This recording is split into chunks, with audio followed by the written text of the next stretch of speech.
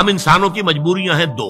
ایک تو یہ کہ ہم اعمال کے ظاہر پر حکم لگاتے ہیں، ہمیں باطنی تو نظر نہیں آتا، ہم کسی کا دل نہیں دیکھ سکتے، ہمیں نہیں معلوم اس کی نیت کیا ہے، اور کسی کی نیت پر بلا سبب شک کرنا، شبہ کرنا، اس کی ہمیں اجازت نہیں. لہذا ہم تو کہہ دیں گے یہ نیکی ہے، یہ نیکی کا کام ہے. ہم اس کی باطنی جو ہے، اس کا اصل پس منظر کیا ہے، اس کی اصل جذبہ محرکہ کیا، ہم نہیں جان سکتے. دوسرا معاملہ کیا ہے، ایک ہی شخص کے ہم کچھ اعمال کو کہتے ہیں یہ کام تو اس نے بڑی نیکی کی ہے، یہ کام اس کے بڑے برے ہیں. یہ بھی در حقیقت ہماری محدودیت ہے.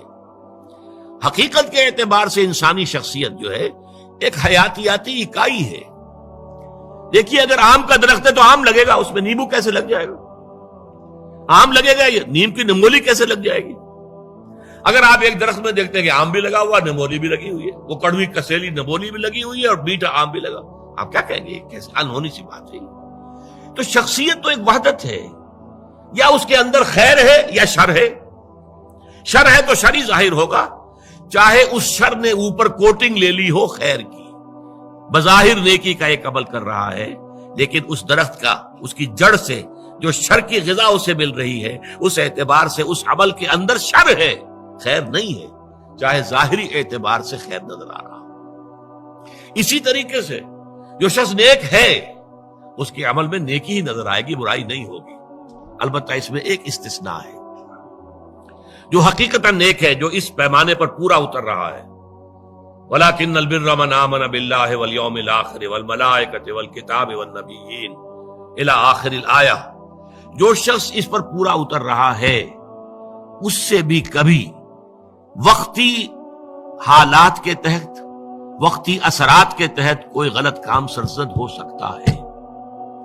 یہ نہ سمجھئے کہ اس سے کبھی بھی کوئی برائی جو ہے اس کا ظہور نہیں ہو سکتا، نہیں ہو سکتا ہے، لیکن فوراً توبہ کرے گا. اگر اس کے اندر نیکی ہے، وہ کسی بدی کو مستقل طور پر اپنی زندگی میں، اپنے کردار کے اندر جگہ نہیں دے سکتا. اس کو آپ 2 اور 2 4 کے ساتھ جان لیجیے. وقتی آلات ہیں، وقتی اثرات پڑ گئے ہیں، یا جذبات کا کوئی طوفان امڈ آیا ہے وقتی طور پر، اور اس میں جو ہے آدمی سے کوئی غلط حرکت سرزد ہو گئی ہے، لیکن اگر نیک ہے اندر سے فی الواقع، فوراً توبہ کرے گا. جیسے کہ سورہ نساء کی آیت مبارکہ، انما التوبۃ علی اللہ للذین یعملون السوء بجہالۃ ثم یتوبون من قریب. اللہ تعالیٰ نے اپنے ذمے لازم کر لی ہے ایسے لوگوں کی توبہ قبول کرنا کہ جو غلطی سے یا حالات کے دباؤ میں، جہالت میں، نادانی میں کوئی غلط کام کر بیٹھتے ہیں لیکن فوراً توبہ کرتے ہیں. تو یہ فوری توبہ ہوئی. یہ نہیں ہوگا کہ بدی اور نیکی کا امتزاج مستقل طور پر. یہ نہیں ہو سکتا کہ ایک طرف نماز، روزہ، یہ سارا کچھ بھی ہو رہا ہے، دوسری طرف سودی کاروبار مستقل طور پر اپنے دھندے میں شامل ہے. یہ نہیں. یہ اگر ہے تو اس کا مطلب یہ ہے کہ نیکی نہیں ہے.